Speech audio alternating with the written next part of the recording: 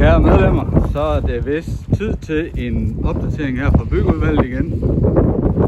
Som I kan se, når vi kigger herudefra, så er glaspartiet i det store indgangsparti ved at være kommet på plads. Det mangler lige glasdørene. De er ved at beklæde facaden med vindpap. Nogle steder er der skåret ud til dør og vinduer. Der kommer selvfølgelig flere døre og vinduer herhen. Herhen foran. Vi kommer ikke til at gå ud lige i Jollegården fra den anden side af, men her på fronten kommer der selvfølgelig stakit hen igen her. Sådan at det bliver et overdækket halvtag, vi har ude i Jollegården, når man kommer ind om fra den anden side af. Men lad os gå ind og kigge lidt mere på byggeriet.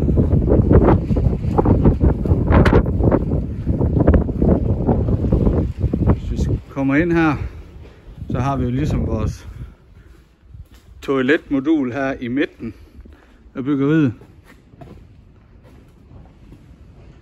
Og ovenpå her med jernsøjlerne. Det er så her, vi skal få vores indskudte dæk, så man kan gå derop og sidde og kigge ud over havnen og ind over byen. Det første hul ind her bliver et toilet til offentligheden, som der er flere, der kan benytte. Og så kan vi ellers gå videre ind her. Upsidasse. Og så kommer der flere toiletter ind her, som er forbeholdt sejlklubben og gæstesejler. Lad os gå ind i det, der bliver vores omklædningsrum. Det er lidt mørkt i dag. Først her ind til venstre. Det kan være, at jeg lige skal vende kameraet sådan her, så giver det lidt mere mening. Ind til venstre, der bliver et rum til et tørrerum. Til vores tørredragter, redningsveste, andre ting, vi gerne vil have ind og tørre. Fortsætter vi ned ad gangen, så ind til højre her får vi et teknikrum og depot og andre ting, vi skal have opbevaret. Og hvis vi fortsætter lige frem her, så er der sat en midlertidig dør i nu, fordi at håndværkerne kan begynde at sætte lidt varme på herinde. Og det er derfor, vi ikke lige kan komme ud i Jollegården og kigge. Går vi til højre her, så får vi ind i et omklædningsrum, hvor der bliver toilet, bad, omklædningsrum til lærere og ledere, hvem der nu har behov for at lige kan gå ind og bruge et sted, hvor man skal låse af. Og ellers så bliver der omklædningsbænke herhen af, og så bliver der mere fællesbrugs herind, så man også kan få kørt nogle unger igennem på en gang. Og det samme har vi jo over i modsatte side. De to omklædningsrum er fuldstændig lige store.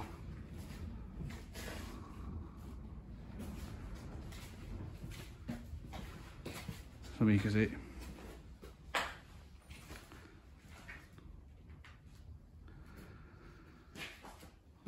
Der bliver 5 bruser hver her. I det gamle, der havde vi 3 i den ene og 2 i den anden eller sådan noget. Der var ikke ret mange brus. Nu får vi 5 i hver plus den i den aflukkede omklædningsrum. Vi går ud i vores indgangsparti igen. Og der bliver jo lukket af her. Sådan at man skal låse op for at komme den vej ind. Og fra den anden side kan man også komme ind, og der bliver noget dørkode på. Vi går lige over på den anden side og kigger. Men bare viewet herfra, det ser godt ud.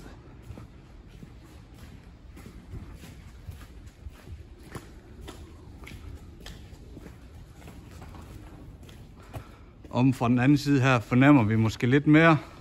Jeg vender lige kameraet igen en gang. Hvad der kommer til at ske, når vi får det der dæk lagt ovenpå her. At man kan gå derop og sidde og kigge ud.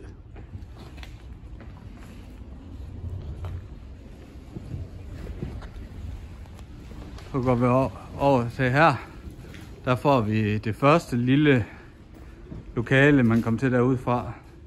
Lokale, der vil jo være oplagt til et lille kontor, eller hvad bestyrelsen nu ønsker at bruge det til. Og så herinde ved siden af er der lagt op til et rum, hvor man kan sætte vaskemaskiner, tørretumbler og andre ting ind, så vi får et rengøringsrum. Og herhen fornemmer vi mere toiletterne, der bliver derinde. Og som sagt igen, nu kan man kigge igennem her, men der bliver et dør lige her, hvor det starter, og det bliver med koder på, sådan at vi kan begrænse det til medlemmer, eventuelt gæstesejlere, hvordan vi nu ønsker, at fremtiden skal se ud. Lad os gå videre her ud fra det store åbne sal, og så lad os gå ind i det, der ligesom er det eksisterende, det blivende, som bliver renoveret. Og her kommer også en dørkode på herfra og ind, sådan at det bliver for sejlklubbens medlemmer og andre, som sejlklubben nu giver tilladelse til at må være hernede. Først ind til højre her er det meningen, der bliver et enkelt toilet. Og ved siden af her har vi teknikrum. Der skal meget teknik ind nu til dags.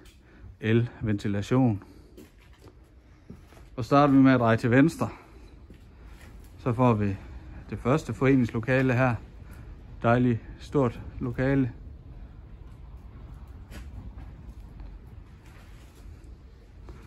Og går vi længere ned, tager den næste dør ind til venstre her. Så har vi en foreningslokale mere. Og så kan vi fortsætte ned i det store sal her. De er godt i gang alle steder med dampspærrer, isolering, gips, nye vinduer og døre. Og den anden vej ud nu, for at se op mod byen i forhold til de små vinduer vi har. Nu får vi virkelig noget lys ind.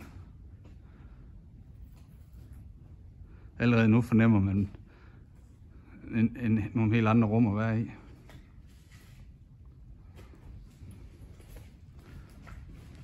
Her kigger vi så lidt ind til køkkenet. Der er godt ikke lige hængt noget lys op nu, så det bliver måske lidt mørke film derinde, men det tager vi lige. Meningen er, at der bliver en serveringsluge ud her, ligesom der var før fra køkkenet af. Men lad os gå ud i køkkenet og kigge.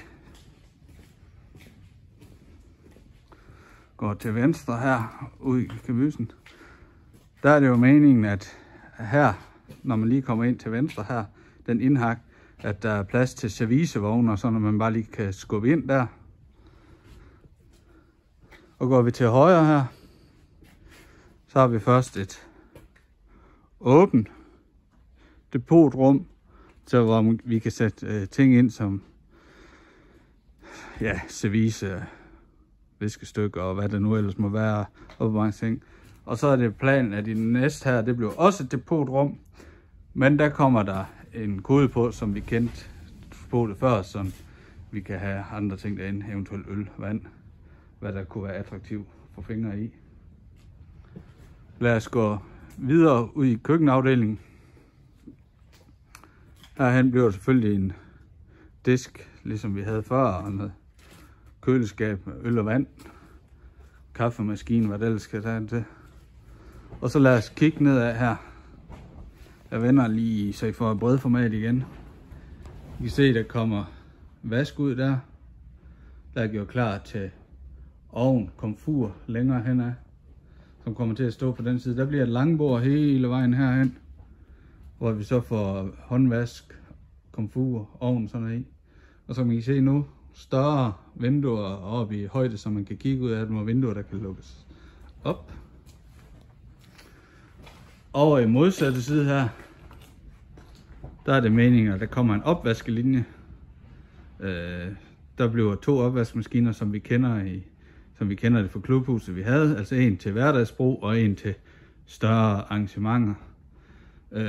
Igen vil det være dem, vi havde. Og det vil sige, at de kan gå ind under bordpladen, så vi får en god, lang bordplade herhen af.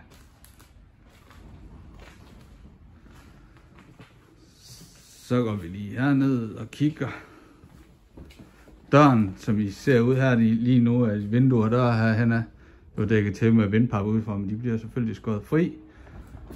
Og det er døren, hvor døren ind i køkkenet cirka var sidste gang.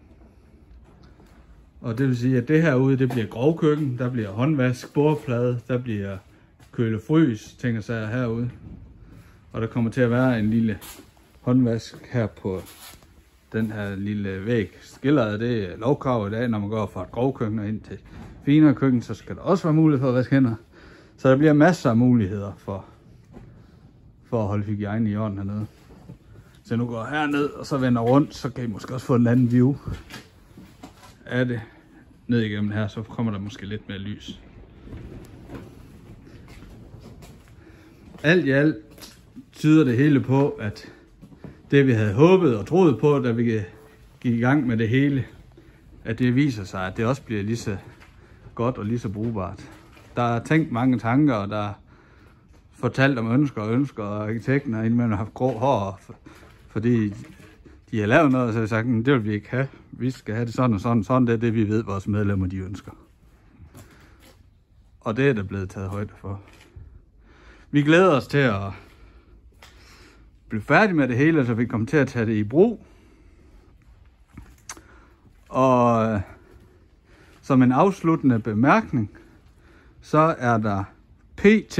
Lagt op til, at fredag den 23. februar, der er der rejsegilde hernede. Det har været aftalt fra starten, at vi var nødt til at vente, til vi ligesom kunne lukke noget af, sådan at vi var sikre på, at det kunne være nogenlunde fornuftigt vejr. Det er jo vintermåneder, vi bygger i. Men jeg er helt sikker på, at bestyrelsen melder mere ud, hvornår det eventuelt bliver. Ja. Det var det hele for nu. Kan I have en rigtig god weekend, og tak herfra.